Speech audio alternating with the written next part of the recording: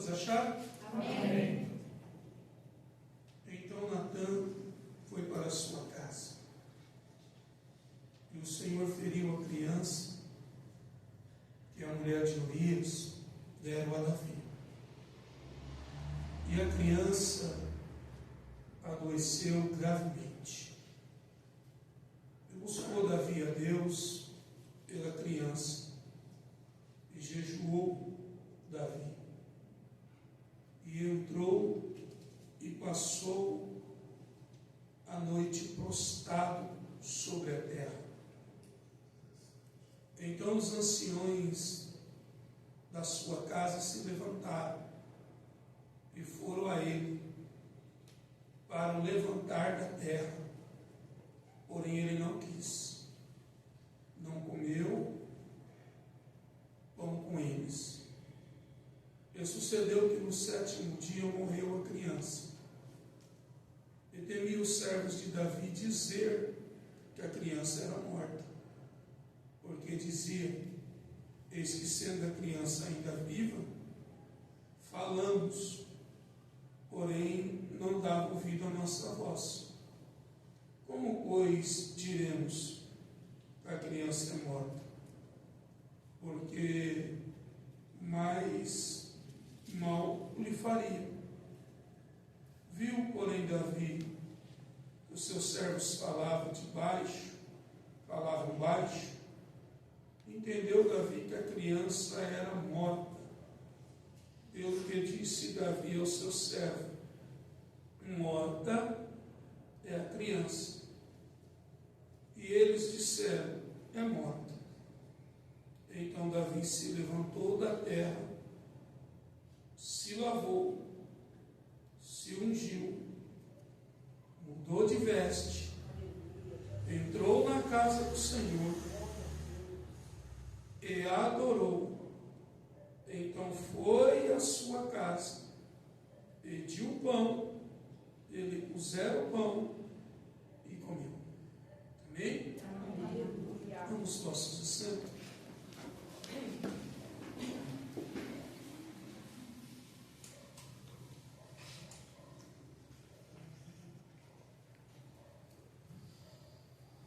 Meus irmãos,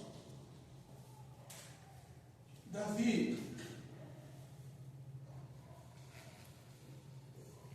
ele foi um homem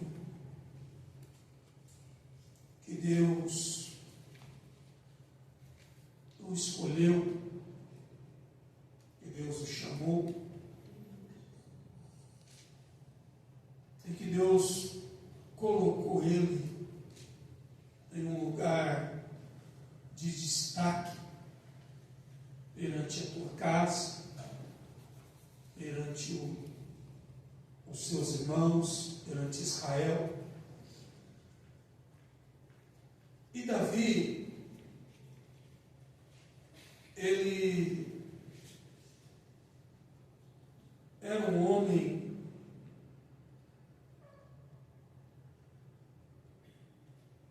que em sua caminhada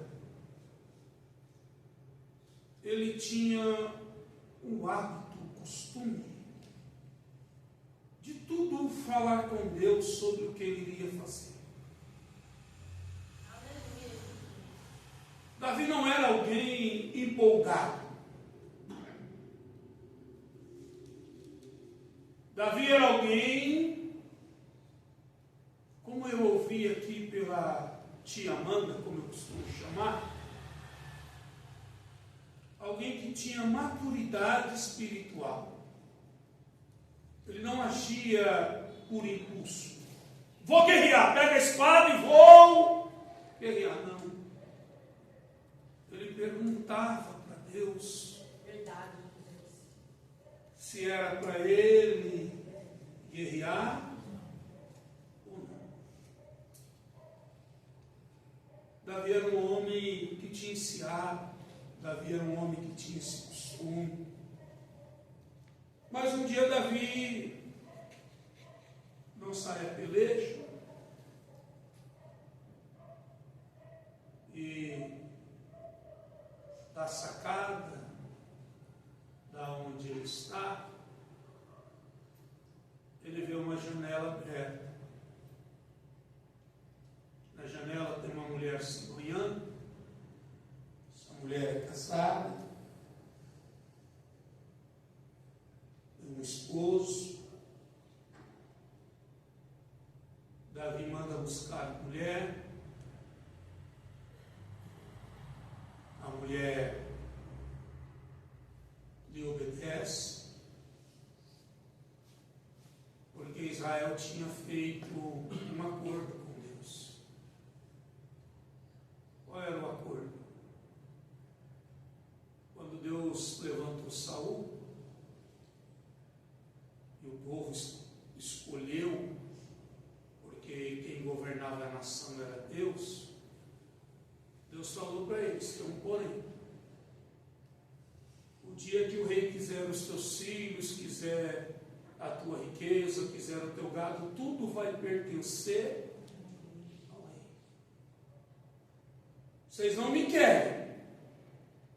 Vocês querem ser igual às demais nações.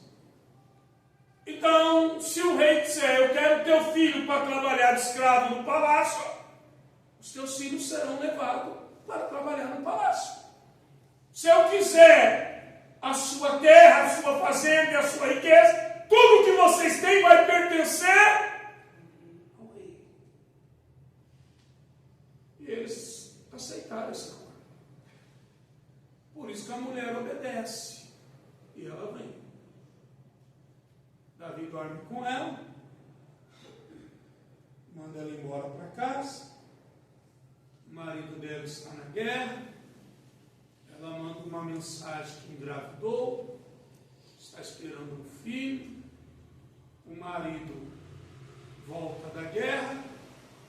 Davi olha para ele e diz: chegaste da guerra, vai para casa descansar. A intenção de Davi é que ele fosse para casa, para ser consolado, né, para descansar nos braços da sua esposa. Mas o homem, ele é alguém que não consegue descansar enquanto está vendo os seus irmãos batalhar. Ele diz: como posso eu ir para minha casa ficar com a minha esposa, se o exército e os meus irmãos estão em guerra? E como posso eu estar no regaço da minha mulher, nos braços dela? Que Deus colocasse esse sentimento no coração do teu povo. Porque tem muita gente que não está nem preocupado com aquele que está carregando o saco de pedra. Mas que nós íamos se preocupar com os que carregam pedras. O homem não vai para casa, você conhece a história, já que você não quer ir para casa, volta para a guerra, meu amigo. O homem volta para a guerra. Só que o problema já foi gerado e eu preciso resolver o problema. Só tem duas situações: não era ele ir para casa e dormir com a sua mulher para que ele entendesse que o filho fosse dele, ou tem que tirar a vida dele. E já que ele não vai para casa, volta para a guerra. Só que para tirar a vida dele na guerra, ele é alguém experiente e precisa se criar de novo uma estratégia. Manda pôr ele na frente do combate, que é para ele ser morto. Ele morre, a mulher fica viúva, e Davi manda buscar ela. Só que se você ler o texto, o profeta vai ter uma conversa com Davi e ele não diz mulher de Davi, ele se refere a mulher de Urias. Mesmo estando com Davi, ele diz mulher de Urias. Mesmo Urias estando morto. Davi vai contar uma historinha para ele. Preste bem atenção. O pecado de Davi durou 1 ano às escondidas. O pecado de Davi durou 1 ano. Davi continuou guerreando, Davi continuou reinando, Davi continuou prestando culto, Davi continuou adorando, a mulher está gerando, a criança nasce, e o pecado de Davi durou 1 ano. Deus não tem pressa. Deus é longânimo. Mas uma coisa Deus tem. Deus, ele é justo. E ele acerta as contas. Natan, visita Davi. Tá bom, senhor. Mas eu não posso chegar para Davi e dizer que Davi de cara adulterou. Ele vai me matar. Me dá uma estratégia aí. Deus é Deus que dá estratégia. Quando Davi foi ungido, para Davi ser ungido, ele precisava receber a visita de um sacerdote. Sacerdote era alguém que tinha fama na cidade importante. Alguém sabendo que o sacerdote entrou numa casa ou foi num lar, perguntaria o que ele veio fazer, por que ele veio a este lar. Ele veio oferecer algum sacrifício, porque tem alguém dentro deste lar em falta, em pecado. Qual é o propósito da visita do sacerdote? Samuel também temeu. E ele disse: se eu chegar à casa de Jessé e Saul saber que eu fui lá ungir Davi, vai. O que eu falo? Fala que você foi sacrificar, que você foi adorar. E aí quando ele vai adorar, ele vai para cumprir o que ele precisa. Natan vai contar uma história para Davi, dizendo que um viajante tinha apenas uma ovelha, e havia um homem que tinha muitas ovelhas, e que esse homem tomou a única ovelha que o viajante tinha. Enquanto a história vai sendo contada, o senso de justiça em Davi, ele flui. E o texto diz que Davi fica furioso e não espera nem terminar e dá a sentença: digno de morte este.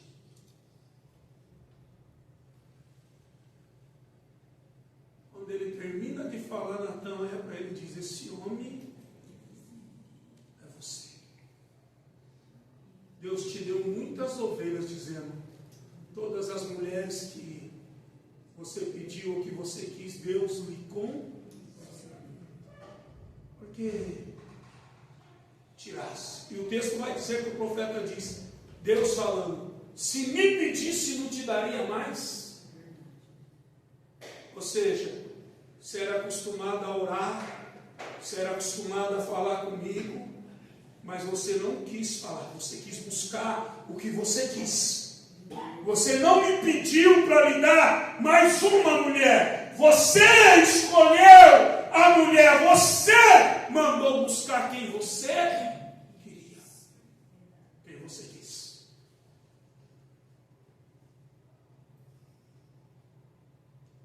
Deus olha e diz: há uma consequência do seu pecado. A criança vai nascer, mas não vai viver. A criança nasce, Deus toca na criança. A criança não morre no mesmo momento, a criança fica alguns dias enferma.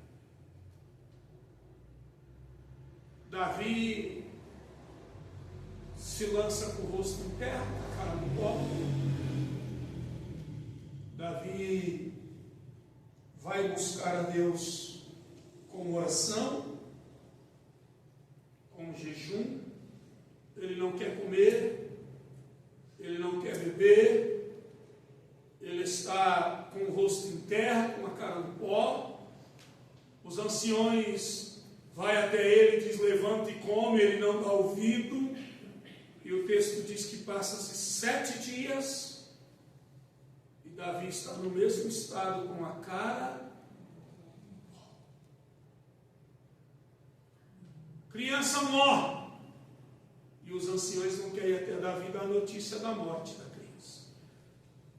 Como Deus falou que a criança iria morrer, a criança morreu. Davi ouve no corredor o cochicho. Mas antes de eu entrar nisso aqui, eu preciso falar. Deus vai levantar a tenda.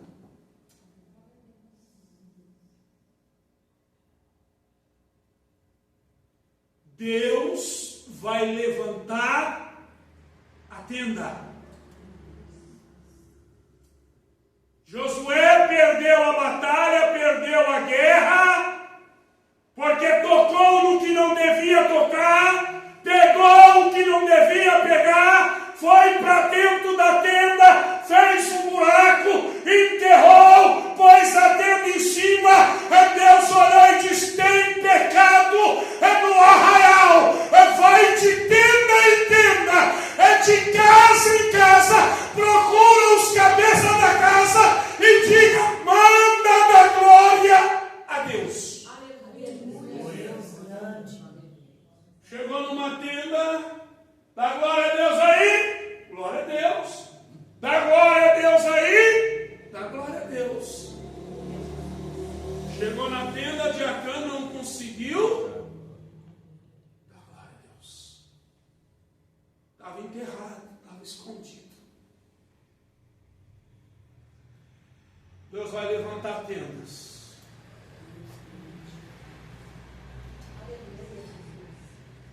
Ninguém viu, só olhei pela janela, ninguém sabe, tem um ano. Vai levantar a tenda, e o que estava às escondidas vai vir a clara.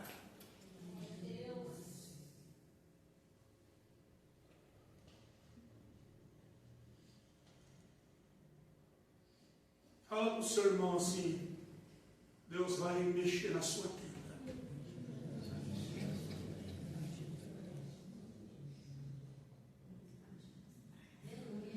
Fala para ele: quando um varão visitar a tua tenda, você vai conseguir a glória. Meu Deus. Quando o varão chegar na porta da tua tenda, você vai conseguir dar glória. Você vai conseguir olhar e dizer: ei, nessa tenda a gente ainda tem glória, porque essa tenda ainda está em santidade. Aleluia, Jesus. Santo Deus.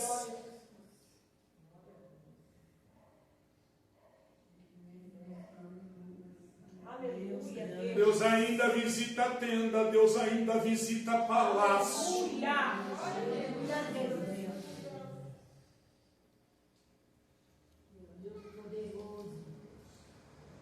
Vai lá, Natan, fazer uma visita no palácio. Vai lá, Josué. Visitar as tendas.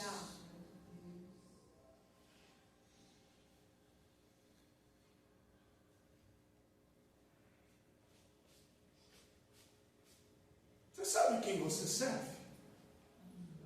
Aleluia. Que a gente esquece o que a Bíblia diz, que os olhos do Senhor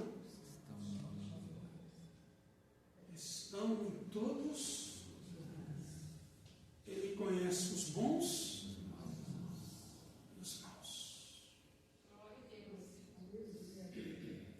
Eu contava com um menino que está fazendo um trabalho comigo de vez em quando. Foi um aluno da casa de recuperação.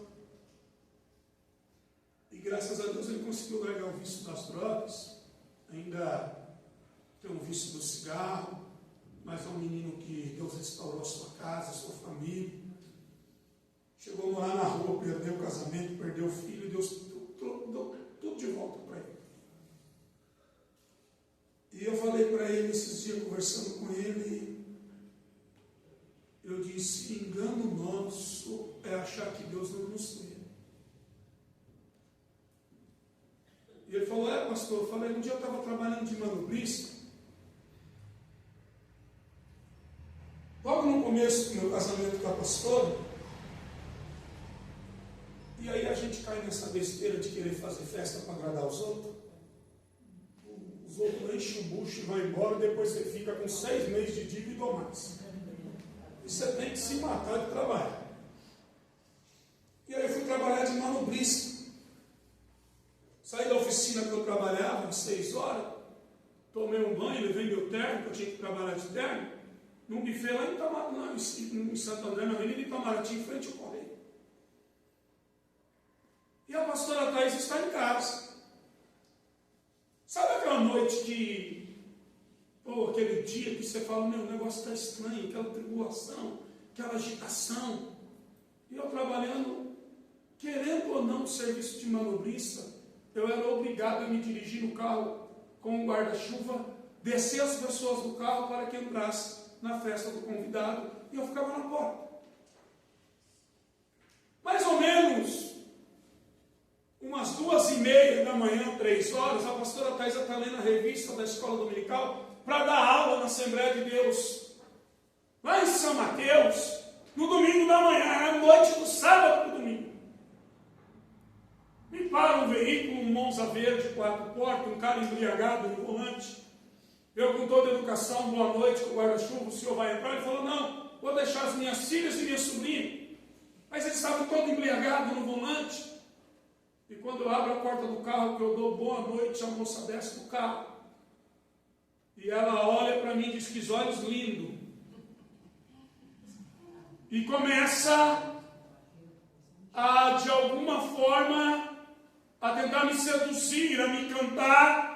E eu constrangido, eu sou branco, eu fico vermelho, fiquei sem graça. E eu falei para ela: vamos que eu tenho que te acompanhar até lá, porque eu estou a trabalho. Ela olhou minha aliança, ela diz: eu percebi que você é casado, mas aquela brincadeira, eu não tenho ciúmes. Eu estou lá em Santo André, 10 quilômetros de casa. Ela está lendo a revista da escola dominical. Deus abre a visão dela, ela vê o carro, ela vê a moça, ela ouve a conversa, ela ouve as palavras, ela ouve tudo o que está acontecendo na rua comigo, estando dentro de casa. E eu fui levando a moça ainda tentou pegar no meu braço, eu disse: solta. E quando a moça soltou, eu disse: é difícil. Eu disse: eu não sou difícil, porque antes de ter essa aliança com a minha esposa, eu tenho uma aliança com meu Deus que está presente em todos os lugares. Aleluia, Jesus! Quando eu entrei em casa, ela com um abajurzinho pequenininho que ela tinha, ela lendo a revista da escola dominical, ela perguntou: como foi a tua noite? Eu disse: só o sangue. Eu disse: por quê? Ela disse: eu não entendo muito de carro, mas eu vi um carro verde, 4 portas, uma moça assim, uma conversa assim, assim, assim. Vai dormir em paz. Deus me mostrou e fez eu ver como que você se comportou.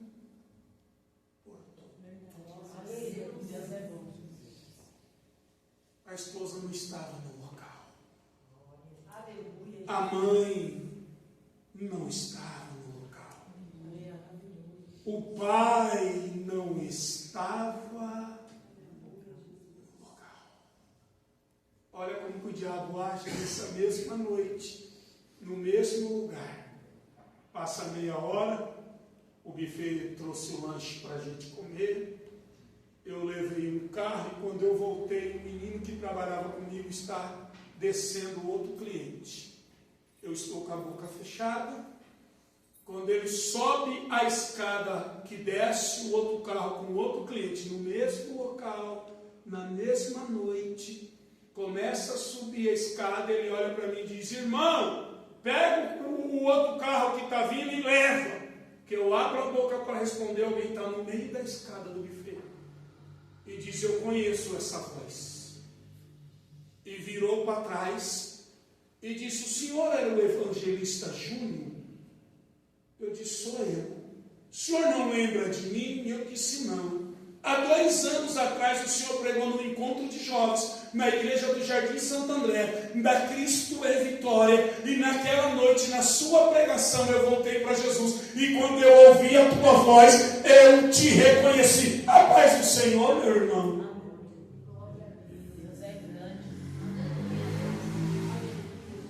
Já pensou se o trouxa olha e diz: não tem ninguém aqui que me conhece? Tinha alguém que ouviu essa voz rouca uma vez só e não esqueceu. Deus pode visitar lá a tua casa, irmão. Ele pode dar uma visitadinha na sua geladeira, já que nós já estamos entrando no finalzinho de ano. Será que ele vai achar uma redonda, uma quadrada? Ele pode visitar a tua estante. Será que ainda tem um licorzinho? Ele pode ir lá visitar o teu aparelho de som, de DVD. Será que ele encontrará o Roberto Carlos, o Amado Batista? Será que ele pode ir lá visitar a tua televisão? Um lugar pela madrugada, aonde você entra, aonde você assiste. O que ele vai encontrar na sua tenda? Meu Deus! Porque na tenda de Acã, nas outras ele encontrou glória a Deus e aleluia. Mas na tenda de Acã tinha Nath, tinha despojo que não deveria estar lá.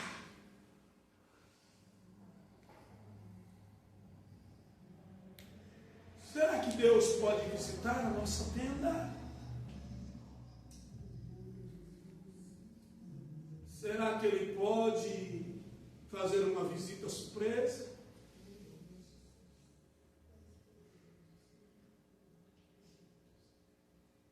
Você conhece essa historinha? Mas eu vou contar para você. Se você já ouviu, faz cara que nunca ouviu. O irmão está pintando a casa e dizendo: a casa é uma grande cerveja.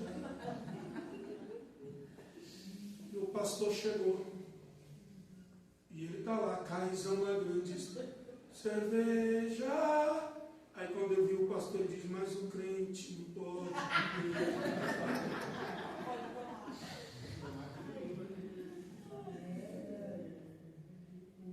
O que há dentro da nossa casa? O que há dentro da nossa vida?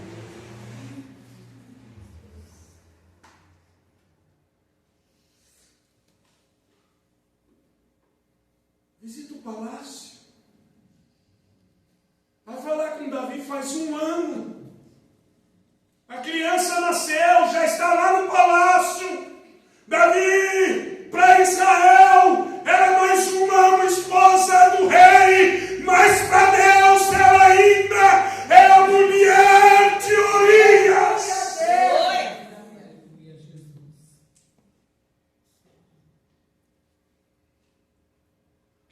Cara no pó, roupa no pó, em jejum e oração.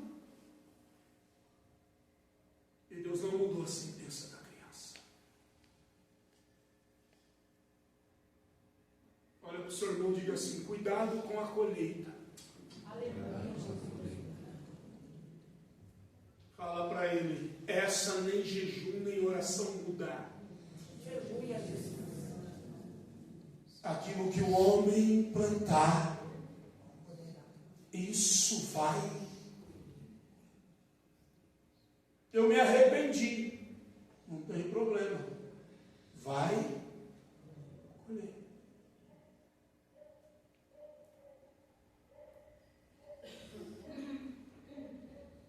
O profeta vai olhar para ele e vai dizer: porque fizeste em oculto, eu vou fazer que essa vergonha entre sobre a tua casa no dia claro. Da mesma forma que tomasse uma mulher em oculto, as tuas serão tomadas perante a luz do dia. A espada não sairá da tua casa. Davi ora, Davi se humilha. Deus não lhe deu a sentença. Quando a criança é morta, o texto diz que Davi se lê.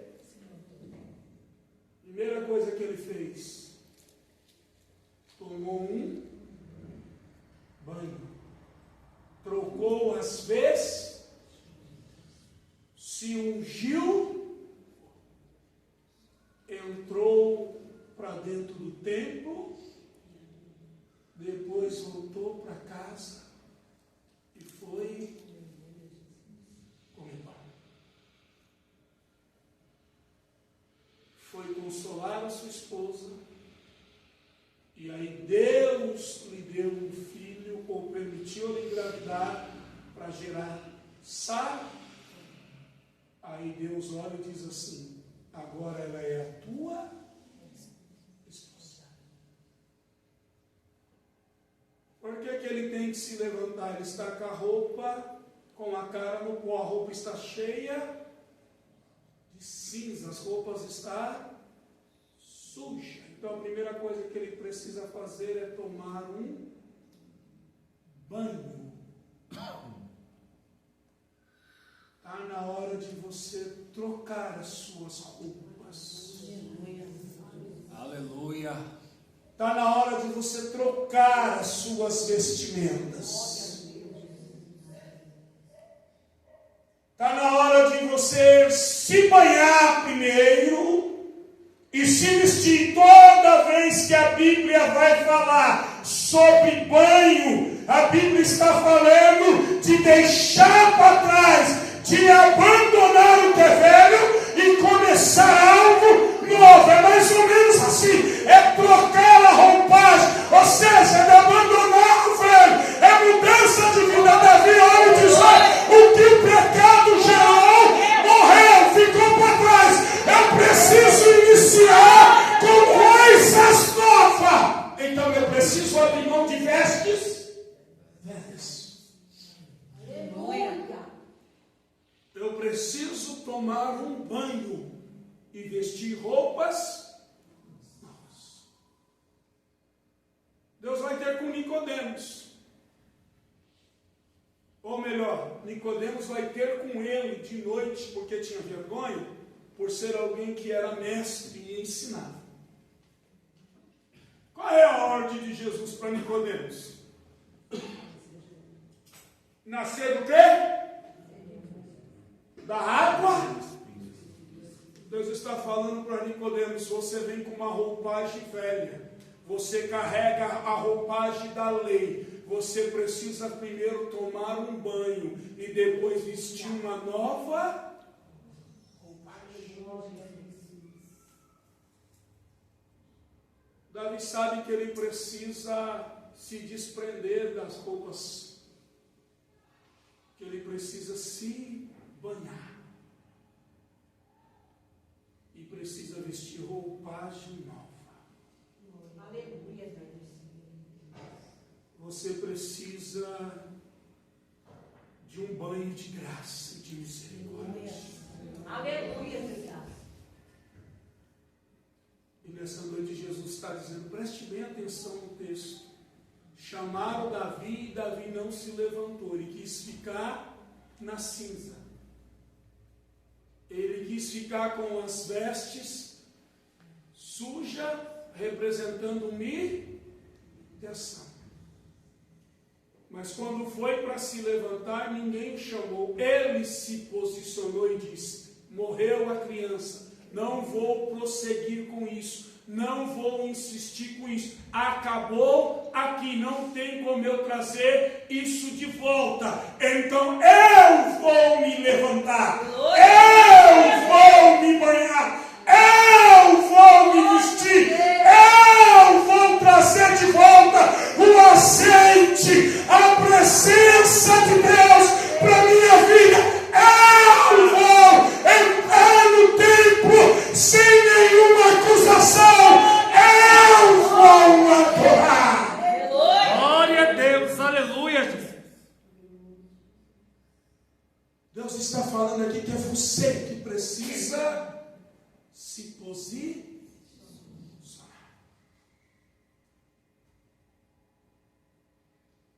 Roupa fala do nosso estado na Bíblia. Roupa fala das nossas condições na Bíblia. Pode ler de Gênesis, Apocalipse. Toda vez que você vê alguma situação, a roupa vai indicar o estado espiritual que essa pessoa se encontra. Começa por Adão. Quando ele peca, ele ficou como? Nu, sem vestimenta alguma. Ou seja, a vergonha dele foi exposta. Você vai para Zacarias, capítulo de número 3, verso 3. Ele tem que entrar no Santo do Santo para oferecer o holocausto. E o texto vai dizer que Satanás está do lado dele, o acusando, porque nas vestes de Zacarias havia manchas. Satanás está do lado. Satanás viu a vida espiritual dele pela cor da roupagem dele. O anjo do Senhor vai descer, vai dizer para Satanás: o Senhor te repreende, vai dar um renovo. O que é um renovo? Tirar as vestes velhas e vestir ele de novo, para que ele entre no Santo do Santo com autoridade. Aleluia, Jesus. Se você for para Apocalipse, você vai ver muito mais além. Se você for para Mateus 25, o texto vai dizer que todas as virgens estão de roupas brancas. Lá em Apocalipse, João vai dizer que vê uma multidão que não dá para se contar em nu, e eles vêm todas com as vestes brancas, representando santidade.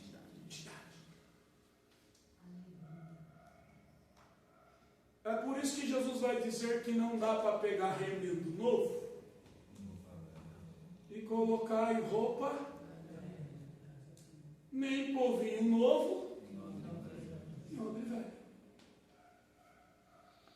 Olha para o irmão que está do seu lado e fala para ele assim: a festa junina já passou. O tempo de dançar quadrilha já passou. Para de remendar as roupas, que você não vai dançar São João. Aleluia, Jesus.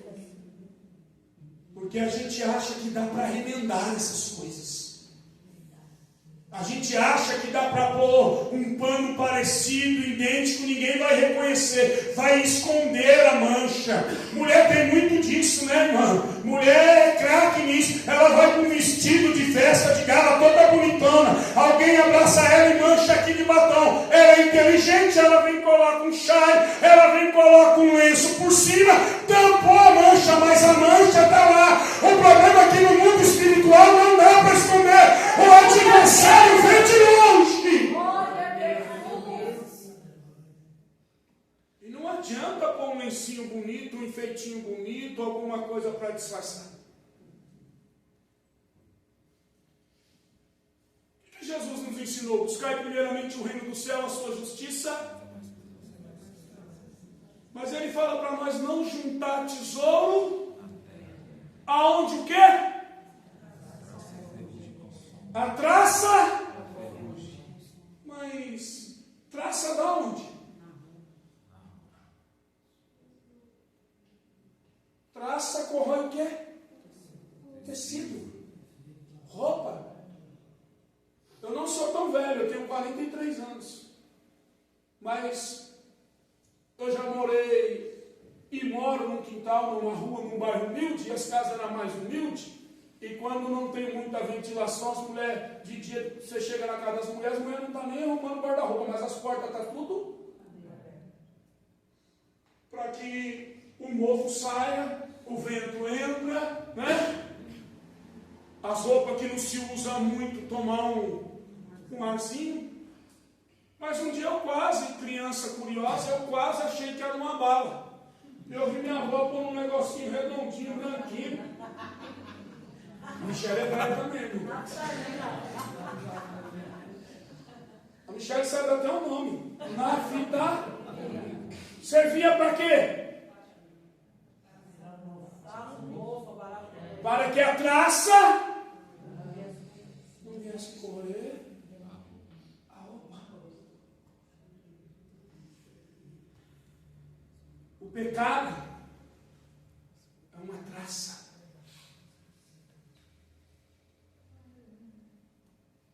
E ele corrói as roupas espiritualmente.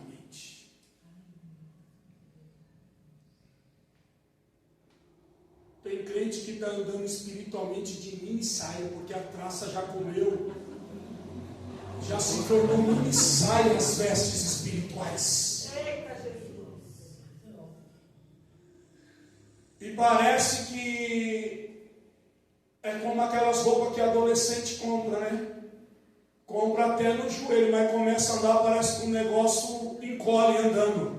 Aí tem que ficar esticando. Tem crente que acha que se esticar espiritualmente não vai aparecer a nudez. Já está de mini saia, espiritualmente falando. A traça já veio comendo, a traça já veio correndo as suas vestimentas. E Deus está dizendo: eu tenho um vestido branco e longo, mas você precisa se posicionar, você precisa tirar a roupagem velha. Aleluia! Você precisa se banhar.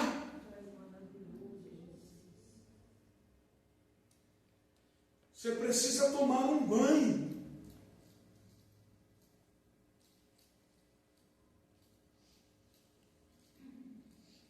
Para que você volte a se ungir. Para que você consiga entrar no templo e fazer o que Davi fez.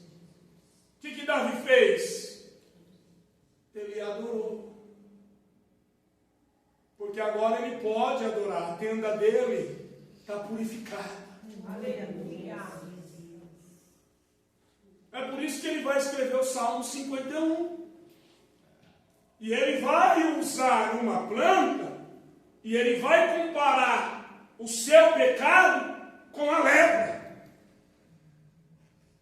E ele vai dizer no Salmo 51, Deus me lava com isopo. O que era? Uma planta que era usada para lavar a lepra do leproso. Davi está dizendo para Deus: eu estou leproso, me lava e eu ficarei purificado. Aleluia, Jesus!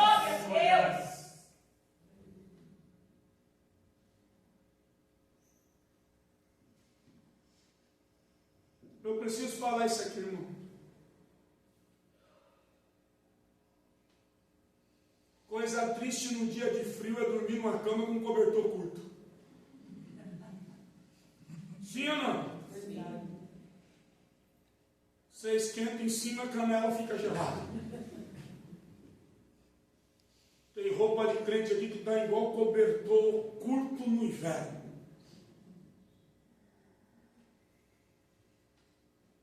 Mas Jesus está te chamando para te dar um banho. Glória a Deus.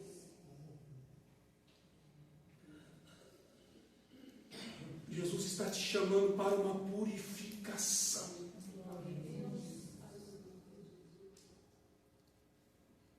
A consequência virá, mas você terá liberdade para entrar na casa do Senhor para adorar. Aleluia.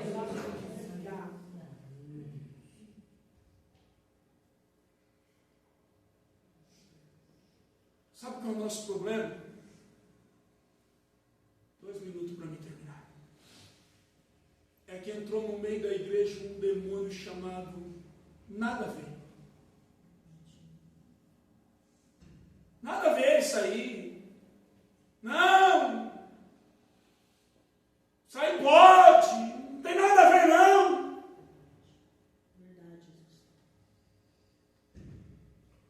Você vê a traça comendo a sua roupa no guarda-roupa? Quando você já vai ver, já está. A Bíblia diz que o diabo é astuto como uma serpente. Ele vai com sutileza. Sabe, Os irmãos pentecostais gostam de usar muito essa linguagem. Sapatinho. Só na maciota, vaso. Ele vai dando corda. Foi pregado aqui no congresso pelo pastor Felipe. Eu não vou despregar o que ele pregou, nem pregar nada do que ele pregou, mas preste bem atenção. Sansão tinha força para lidar com um leão, mas foi fraco como um zumbido da abelha. O que derrubou Sansão não foi a força do leão,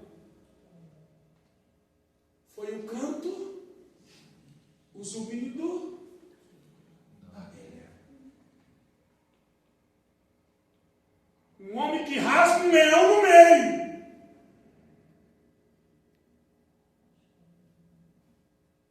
Não conseguiu manter a sua santidade por causa de um zumbido de abelha.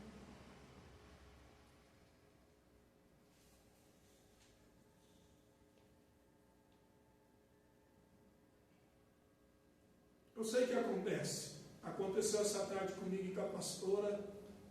Eu fiquei muito sem graça, eu tentei não rir, mas foi muito difícil. Eu sei que a gente também tropeça em coisas grandes.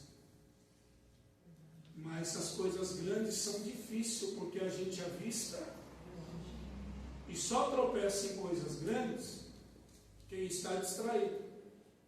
E eu estou descendo do carro com a pastora, eu fui levar ela para comprar umas plantinhas, você viu no meu status, e o cara está olhando para mim e para ela no carro.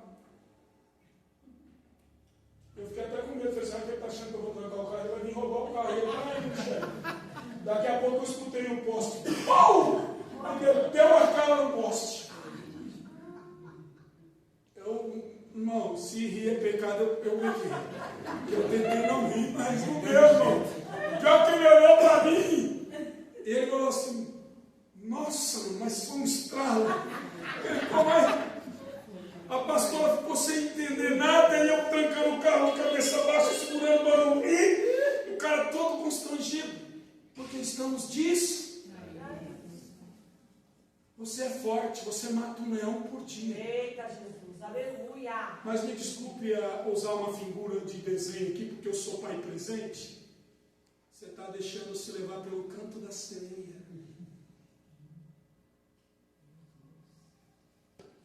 Sabe o desenho da Era do Gelo? Parece lá toda bonitona e ele vai ter naquela miragem, está achando que é um demônio. Um trem feio da encrenca e ele achando, ó. Você mata um leão por dia, mas você não consegue se controlar pelo zumbido de uma abelha, pelo um pouquinho de mel que foi gerado dentro de uma carcaça podre.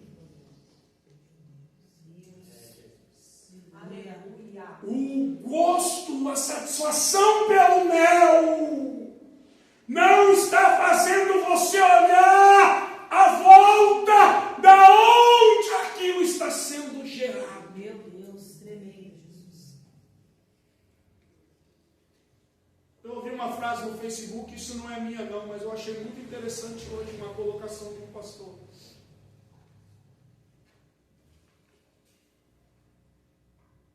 Talvez alguns não sabem nem o que é isso, mas eu peguei isso. Minha avó utilizava isso. O dia que você for na minha casa, se eu estiver fazendo uma sopa fresquinha, bonitinha, e eu pegar um pinico novinho que ninguém usou, eu posso te servir para você tomar sopa no pinico? Mas ninguém não usou, está no plástico. A impressão. É por causa da associação. Aquilo foi feito para outra finalidade. Está limpo, está higienizado, mas você não quer comer uma sopa no pinico. Mas você não está prestando atenção que o mel que você tanto deseja está sendo gerado dentro do pinico. Meu Deus, tremendo, Jesus. Você está visando o mel, mas em volta do mel está a podridão. E é por isso que a igreja entrou nesse demônio, nada a ver, porque não importa, estamos adorando a Deus, então para adorar a Deus pode assim, pode daquele jeito, a Bíblia está dizendo que importante é adorar a Deus, não importa de que forma, importa sim, irmão. Nosso Deus é um Deus ordeneiro. O nosso Deus é um Deus de princípio. O nosso Deus é um Deus de santidade. O nosso Deus é um Deus da verdade. O nosso Deus é um Deus de zelo. Aleluia. É por isso que você vai ver na Bíblia, Ele não aceita qualquer tipo de adoração. Ele não aceita qualquer tipo de louvor. As coisas com Deus é com ordem e decência. Aleluia! Não importa a melodia, põe uma letra aí falando de Deus, não importa a batida. Importa sim. Queima o funk, Jesus. Importa sim. Se não se importar, você está convidado aí na minha casa a tomar uma sopa no pinico. Eu vou te servir.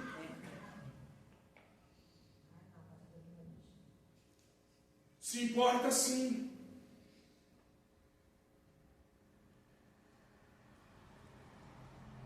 Se importa sim. Ah, isso é coisa dos antigos, esse negócio de simplesmente um namoro, um cortejar. Isso já passou, pastor. Ei, ninguém para comprar um carro novo tem que fazer um test drive. Eu tenho que experimentar primeiro. Tem não. Tem que andar em santidade. Aleluia, Jesus! Tem que andar em santidade. Precisa trocar as vestes, precisa tomar banho, precisa se ungir para entrar no templo e adorar a Deus. A hora já se foi, se coloque de pé, outro dia nós terminamos essa mensagem.